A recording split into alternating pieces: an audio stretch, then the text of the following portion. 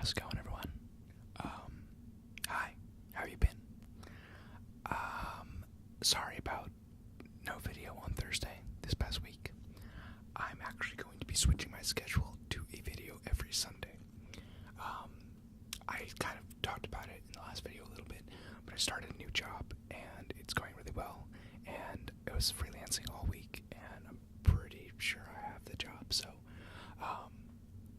that, plus I started going to the gym. See, I'm sticking to those New Year's resolutions. If you click on my last video, it was all New Year's resolutions. I'm just way too tired during the week to film, and I can only really film at night, and I'm in bed by like 9:30. So I decided to switch my schedule to Sundays, and then if I record multiple videos on Sundays, you might get 2 videos a week. I might be able to just throw one out on Wednesday or Thursday, because I could film every Saturday for Sunday. So that's just going to be easy for me, and we're just going to switch it up. So today, I might record a few videos, and one I've been trying to do for a while, or not really trying to, but I had the idea to, is just go over an ASMR basics video. So for people that want to get into it, or people who want to learn more about audio and stuff like that. So today we're going to be talking about microphones, and their importance to this field of video. Now, ASMR is your autonomous sensory meridian response, and if you watch these types of videos, you probably already know that, and it's basically sounds that create a euphoric sensation down the back of your head, your spine, sometimes your whole body. Personally, I get it mostly in my head. And the most important part about this is your microphone, your sound setup. Now, my sound setup is not good. I will be the first to admit that. I am using active diaphragm dynamic microphones, which I'll go over in a second. Most people should, and most people do, use a cardioid microphone, or a matched pair of small diaphragm condensers, a cardioid pattern condenser microphone. Either a matched pair of regular ones or the small diaphragms. Now, there are a lot of misconceptions that I see online. A lot of people call them binaural mics, which isn't a thing. What they're looking for is usually either a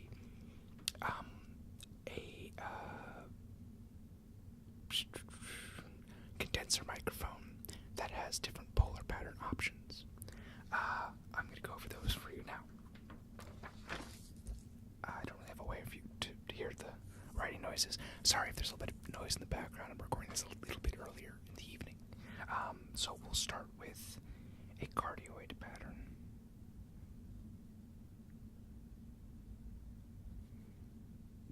Okay. It kind of looks like an egg on top of a smaller circle. Now what that means is I have a microphone here. This is a Shure SM57. SM57.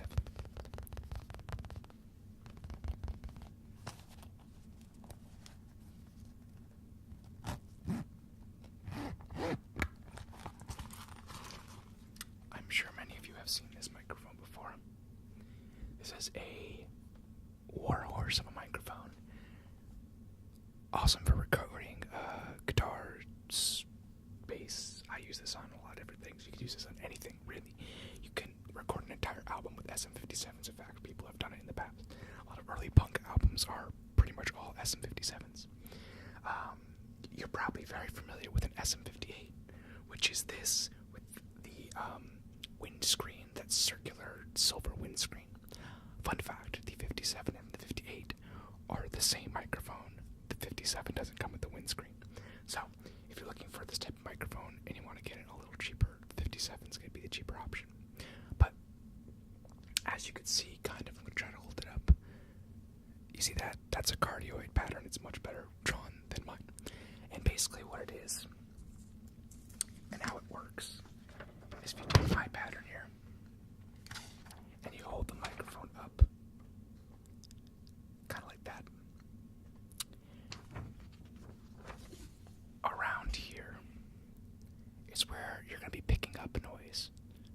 this circle, like here, you get the most noise right in front of it, okay?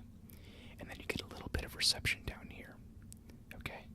So it kind of is like that. I'm confusing myself. I'm talking about... Okay, scratch that. This is what a cardioid pattern is. Sorry, I didn't look up on my notes. What I drew is a supercardioid pattern. I'll get over to that in a sec. So, it kind of looks like a little heart, upside down heart. Hold this up a little more. You get reception on your microphone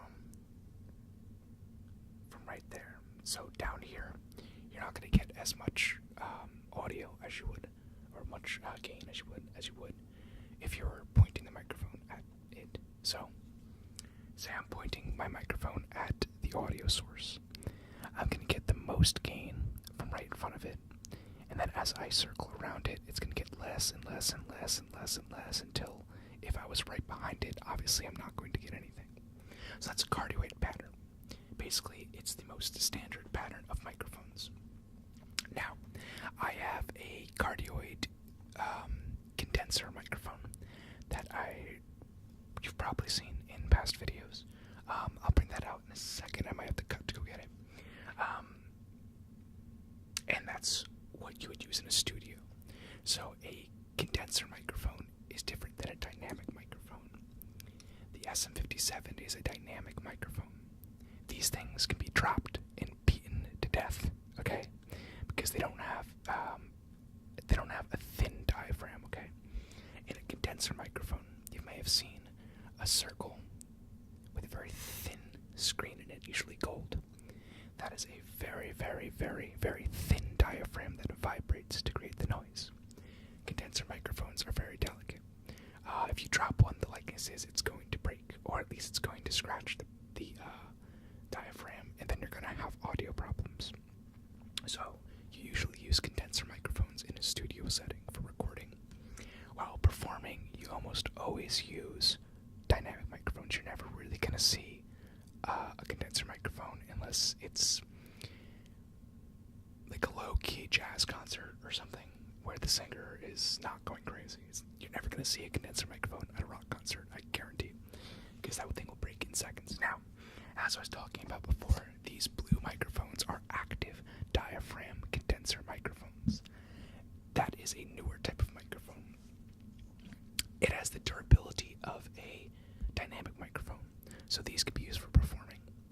But with the kind of vocal clarity of a condenser, and they need 48 volts of power or phantom power. Now, all condenser microphones need phantom power to work. Dynamics do not, okay? Phantom power is extra, I guess you would call it energy. It's extra voltage to power the microphone. Now, my condenser microphone that I have, my Loudon, is a tube microphone, which means I don't have to use phantom power. It gets its power from a separate box that powers the tube. This creates a warmer type of sound for the microphone, okay, and has a different frequency range as other microphones do. But I'll get to that more. So then we have their supercardioid, like I drew before. Supercardioid, see that smaller circle? It picks up a little bit behind the mic. So as cardioid would kind of stop right here. If this was a supercardioid mic, it'd pick up again right around here. Okay? Now, supercardioid microphones are usually used for a more narrow sound range. So if you were really want to focus in on one point on, say, a guitar cabinet, you would use a supercardioid mic, because cardioids are of a wider polar pattern, okay? Supercardioid's a little bit more condensed. Now, when people say a binaural microphone, usually what they're referring to is either a figure 8 pattern or an omni pattern. Very simple. It looks like an 80, okay? So figure 8 pattern is, guess what, an 8. And what does that mean? Well, that usually means it's a binaural microphone. You are going to get sound from the left and right of the microphone, or depending on how you position it, the front and back. So, say this was a condenser microphone, you would be getting sound from here and here, but not in the middle, okay? So, if the microphone had the ability to, you can set the right side to go to the right ear, and the left side to go to the left ear, okay? This is used for drum overheads a lot. So if you place it in the middle, you get the right side and the left side, and not anything down the middle. It could also be used for any sort of room microphone, and Omni is also used for room microphones. Now, if you look at the Blue Yeti, it's just a microphone that most people use. It's a USB microphone. That has an Omni setting on it. I think it has a decent amount of polar settings for a cheap microphone. But Omni means you get, you pick up sound all around the diaphragm of the microphone. There's no dead spots, okay? Omni is probably the best for ASMR because you can go forward, backwards, left, right, and really get a dynamic range of sounds. Now, I was saying how I don't have the best audio setup. I'm using active diaphragm microphones. I should be using cardioid microphones. I don't have a matched pair of cardioid microphones. I have one nice mid-range microphone, a Lauten 320. It's a tube mic. It is a $500 microphone, and I wouldn't really call it mid-range. I'd call that cheap-ish. And I love it. I use it for vocals, and I use it for acoustic guitar. It's just a fantastic mic. Lauten makes beautiful microphones, but it's only cardioid. It only has one polar pattern, meaning it's only going to get sound from the direction that the diaphragm is pointing at. So anything behind it is not going to pick up, so I can't turn it to the side and then get a figure 8 pattern going left and right, or an omni pattern with that. The other downside with these blue microphones, these are blue Encore 220s, I think, or 200s, is that they really need a separate preamp. Now, I'm using a Focusrite Scarlett 18i8 as my interface. It has built-in preamps, but it really doesn't give enough juice to these microphones. They are good mics, but I have to crank the gain on these to really get them to get decent sound. Now, they need phantom power. I have phantom power on. And I do like the microphones, but thankfully now with this new job, I want to get a matched pair. Probably small diaphragm condensers. I haven't started looking. I really like Aston mics. I think there's someone, maybe Whispers Red uses Aston. Anyways, they have these really cool pencil microphones, small diaphragm condensers, matched pairs around $1,000. There's definitely cheaper options. I could probably get not Behringer. I don't know, the name's escaping me. There's a good $500 pair of matched small diaphragm condensers. But so sorry, I have a feeling this will be walking around, so I want to cut. This will be more editing than usual for this thing. So let's go over price ranges for microphones. Now, these microphones, it was a 2-for-1 deal way back when, so I think it was $150 for both of these, but usually they were like $80 each. A SM57's usually $80. Dynamic microphones are cheaper than condensers. And the Lauten was $500. Now, these are all lower microphones. A high-end microphone is usually around $1,000 to $1.5 for a decent one, and then if you really want to go to high-end, $3K to $10K is going to get you really good microphones. Lauten makes, I like Lauten, I know I'm just kind of talking about them a lot. They make very good high-end microphones. I've used them before. They look like burritos. They're huge. They're awesome. So if you're really into audio, which is probably the most important ASMR, you really want to make sure you have a good audio setup. Not only microphones, but sometimes in older videos you would see I had a barrier behind me. You can use sound barriers to help reflect the sound forward so that you're getting a tighter room space. Now, I'm in a basement, and I don't know if you can see this, but it goes back very far, so I don't really have a good setup to get a good closed sound. There's going to be a little bit of natural reverb in this room. So, again, this is more stuff that I wish I could do more with, and hopefully I will be able to in the future. Now, a lot of people think that hand movements, I can't really do them well on this stupid iMac computer, webcam, is ASMR. Technically, it's not. ASMR has to do solely with sound, okay? Hand movements has more to do with EMDR, which is eye movement meridian response, I believe. Or it's something different than that, but EMDR has to do with actual EMDR is basically a dot on a screen that goes back and forth and you follow with your eyes, and it's used a lot in therapy, deep therapy to help you move on. It's a type of therapy basically, but it gives you that same kind of euphoric feeling sometimes. So when people do mostly hand movements, it's mainly EMDR as opposed to ASMR. So there's a lot of weird misconceptions out there. Now, that's why personally, to me, the visual aspect of my videos isn't as important. I don't have the worst setup, it's 720p. It's fine. My lighting could be much better, but it's fine. Going forward, I hope to make enough money to buy a real camera, so it's more visually pleasing for you. And then I don't have to sit in front of a computer to record. I can go somewhere else. But the most important part is the sound. What else?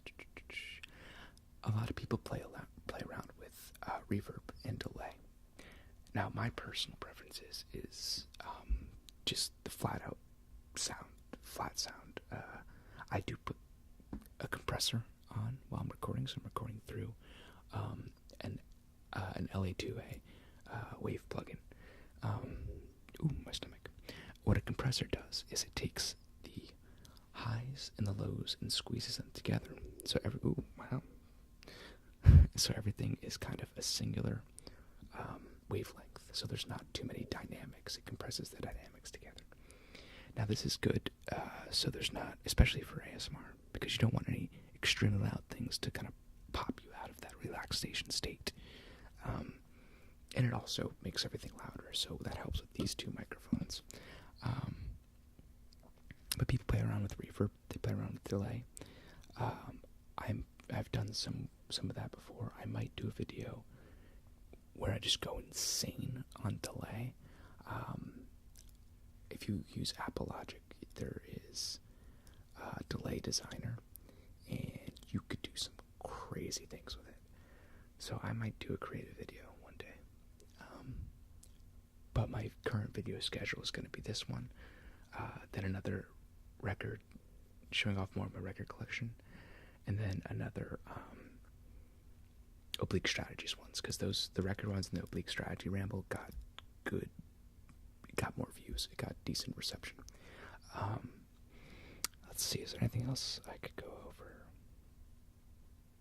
Basically, if you're looking to get into ASMR, any sort of audio recording type of thing, microphones obviously are going to be the most important thing. I love the Blue Yeti. I think it's the easiest microphone for a beginner to use. It's polar patterns. There's a bunch of them. It has Omni, it's USB, and it's cheap. If you're looking to upgrade your rig, you'll obviously need to have microphones that you have to plug in into an interface or into a preamp and then into an interface. And then you're going to have to put that into the computer. Now, I record my audio into Logic, and then I bring it in to iMovie, and I have to match it up. This is so that I can edit the audio separately if I have to, and also put effects on it. You can use Pro Tools, you can use Audacity, which is free. You can use Fruity Loops. You could use, is Fruity Loops record audio? I don't know. Cubase. You can use a lot of different audio interfaces to help you out. But that's important. You have to think about that too. So that's going to be really your expenses. But if you want to, you really could start with dynamic microphones. If you don't want to spend a lot of money to start, and you want to have that two separate binaural type of setting. Because yes, this would be considered as binaural because you're getting audio on the left and the right side of the ear. But these are two cardioid mics, okay? They do not have other polar patterns. So hopefully this video helped you understand microphones a little bit better. This is more of a ramble. I didn't really do, not my research, but I didn't really look back at my notes from college and all that crap to give you a proper introduction to sound. If you want to, I can do kind of an ASMR sound class for you.